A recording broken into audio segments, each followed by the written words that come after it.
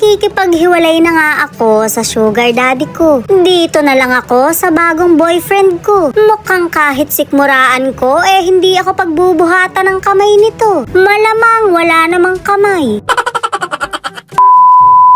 Magsha-shopping nga kami ng bebe kong gymnastic. O diba, apuraremburak. Napapagod na raw kasi siya kaya gusto niyang mahiga. Wala naman akong magawa kundi habaan ng tisi. Nakuha lang kasi yung ugali ko kaya karma ko to.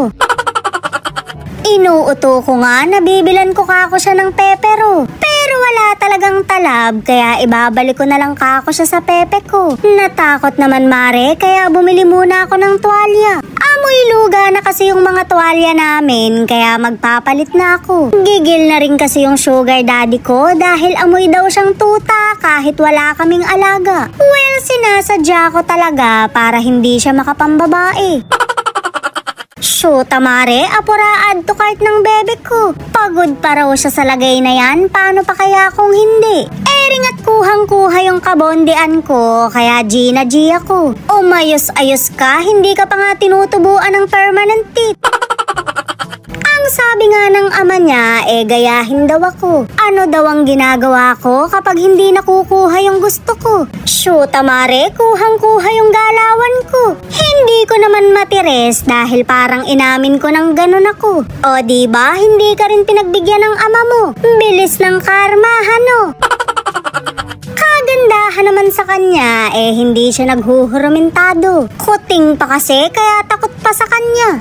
Ring at kabod na lang siyang tumingin ng hanger na para bang nagpapahiwatig. Pinaglalaban na siguro ko dahil gabundok na yung labada ko. Shoot, mare, napakaganda pala ng presyo nito. Huwag na kako siyang bumili at baka meron naman sa Siapi.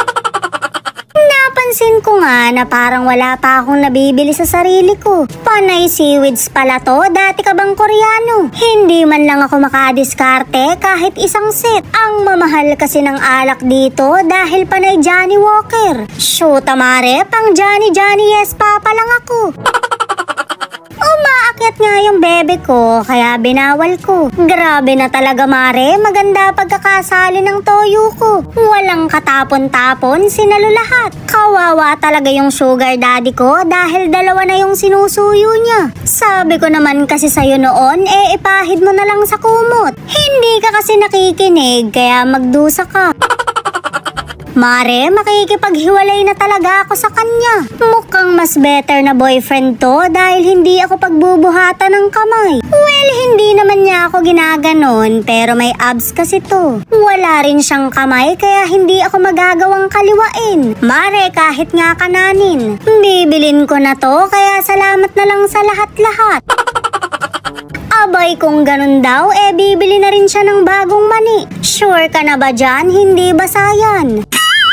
Grabe mare, wala talaga akong nabili para sa sarili ko. Mga gamit na kasi sa bahay yung nagpapasaya sa akin. Pag tumitingin naman ako dito, puro Siapi yung naiisip ko. Baka kasi may mura doon kaya hindi ko na tinutuloy bilhin. Well, meron naman pala akong tuwalya kahit hindi ako naliligo.